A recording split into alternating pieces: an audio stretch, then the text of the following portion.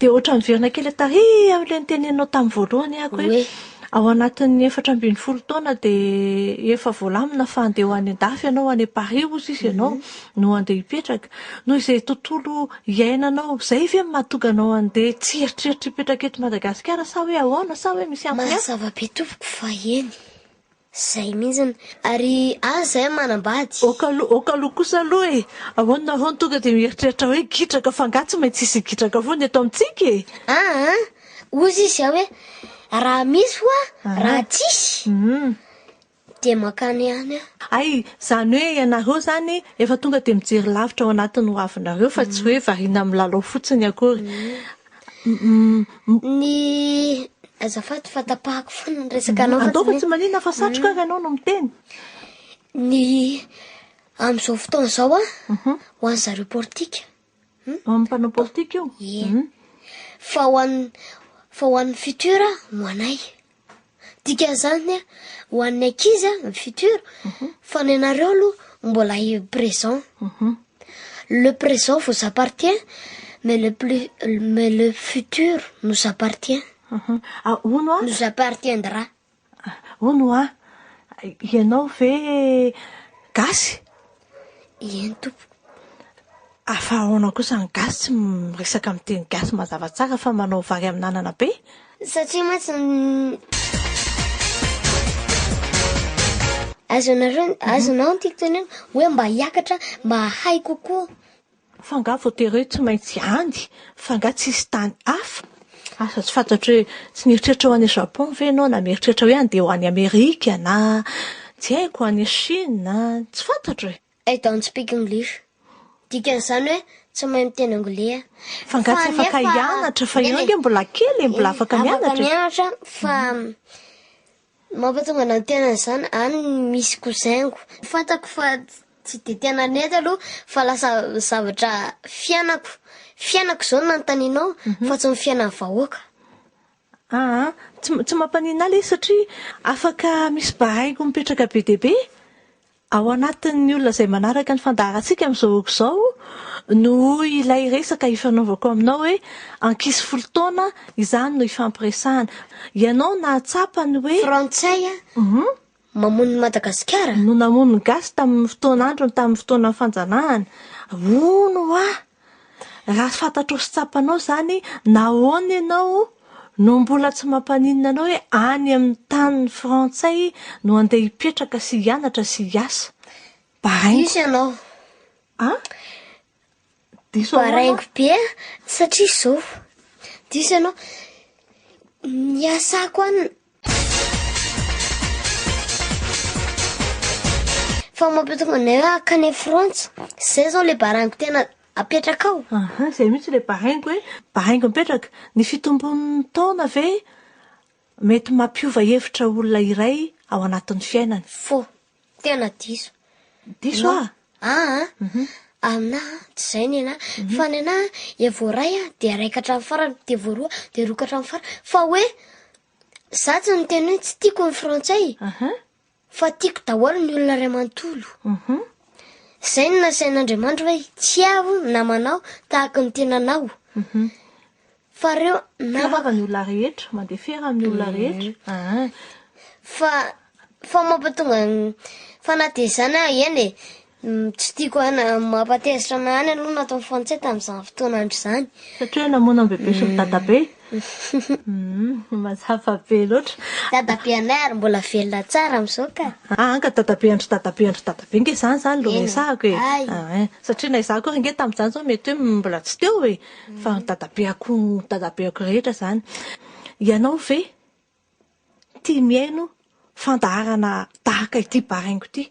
Hoe fandaharana misy firesadresahana, misy resaka atao. Androany zay vao nananty fandaharana baraingo. Dia motra mahaliana ilay fa tamin'ny dia ary izay foana zao nataon'ny dadanay isaka mandeha fandaharana baraingo. Hono manitikitika ny saiko zany dia ohatran'ny misy zavatra tiako avoaka mihitsy hoe ohatran'ny variana be ahy zany e. Hoe ny ao anatin'le fomba firesakao ahoana no anananao an'izany firesakao zany sy ahoana no ianao ve mahatsapa hoe manana firesaka hafa tsy toy ny ankizy rehetra ianao fantatrao ve zany? Nanomboka nianatra fotsiny dia efa fantako izany. Nanomboka vao taminy na tamin'ny taloha ny ankizy natahotra daholo hoe tena madama hoe ny fa za to ny nasany teny direct. Ary gaga daholo ny olona tamin'izay. Dia efa ohatra hoe manontany amiko dia hoe mba anontany hoe fa salesa ohatran'ny matahotra azy fa lahy mba masaha. Hoe tena masaha tonga ny pose question direct. Ianao ve tsy nieritreritra hoe andeha hiteny gasy tsara tarehy mazava be satria ny teny gasy sika ange mahafinaritra fa tsy maintsy mivary amin'ny nanana ohatr'izay, vary amin'ny nanana skotoza, saosisy. Revaka malagasy reraka aho. Taizanao an'izany zao? Manaraka sarimietsiky. Satria mampatonga anahy amin'ny tena zany dia izahay mivady anatram-baraha. Ia, izay zany dia hoe mampime ianao. Rehefa ifampiresahana dia mampime ianao. Fa ianao sy mieritreritra ny hanao mpampiome rehefa lehibe. Comédien, ohatran'ny Francis any reny. Asa tsy haiko. Zao aloha tsorina. Fa le mampime olona dia efa ato anatiko. Le zavatra ohatra hoe te mampime olona dia tonga ataoko izay dia mime le olona. Mora kely aminahy zany mampime olona ray.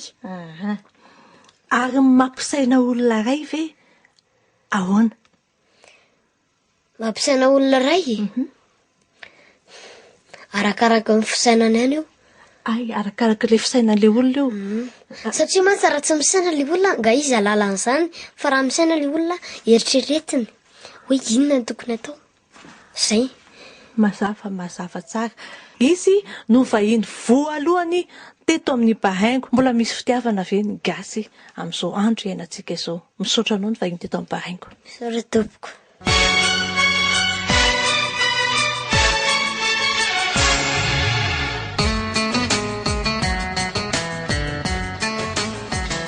Bahaingo voalohany apetraka aminao, efa vahiny voalohany teto amin'ny Bahaingo zaza 10 taona.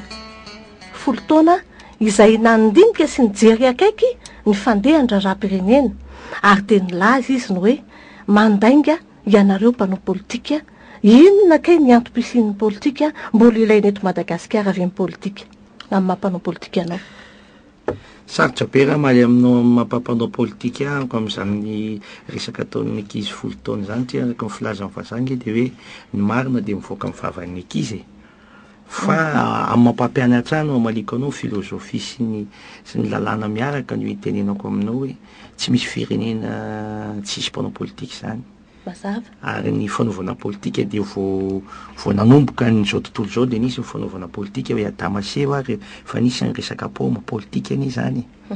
Ary Andriamanitra namahana izy tena piasa politika ihany koa ahoana ny amahako an'izany olana izany mba hampilamina ny izao tontolo izao. Fa namany gouvernemanta zany Andriamanitra tamin'izay izy ny lehibe ny fanjakana dia nataony hoe zao ny amaliko anao ianao voasazy ianao atao an'izao. Izay le politika ve? Tsy maintsy misy foana ny politika ary misy farito kosa aloha satria manko izany politika izany tsy teny gasy zany.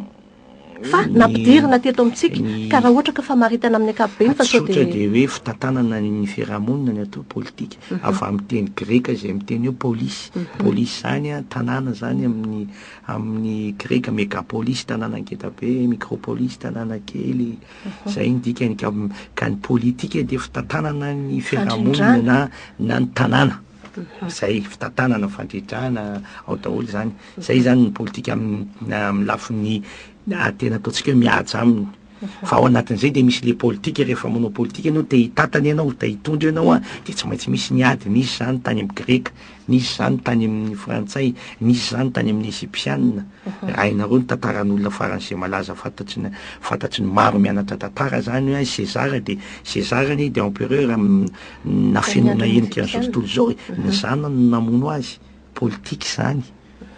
zany hoe nisy zavatra tonga to de natonga hoe tsisy hevitra fa tsy de ny zanany ndray ny lasa soliny politika daholo zany tiako tenenina am'izany ny fangalana fahefana taona eo amin'le samy zanak'olombelona de tsy maintsy misy an'izay fanoherana sy fandirana sy fanenjehana n'le atao hoe pouvoir am'y teny vahiny fa ataontsika hoe ny fahefana amin'ny ankapobeny amin'ny teny malagasy zay no mahatonga an'le ohatrany hoe mandainga ny mpanao politika maherisetra ny mpanao politika samy manana fomba fitondrany ny zavatra fa ny politika tsy hoe miorona amin'laingy zay mihitsy fa ny mpanao politika de ndray androany de tsy maintsy mandaingy satria tena marina zany le fandiniky za zao miteny androany zao ny fampandrosoana de mandalo amin'ny bois de rose ozy azy zao fa afa-kerinandro tsisy tsony ny bois de rose mandaingy ary rehefa mieritreritra anao an'izay zay no mahatonga renao mampanaty ohatran'ny olona manao propaganda ohatran'ny olona ataontsika amin'ny teny tena faran'izay tsotrany tanora hoe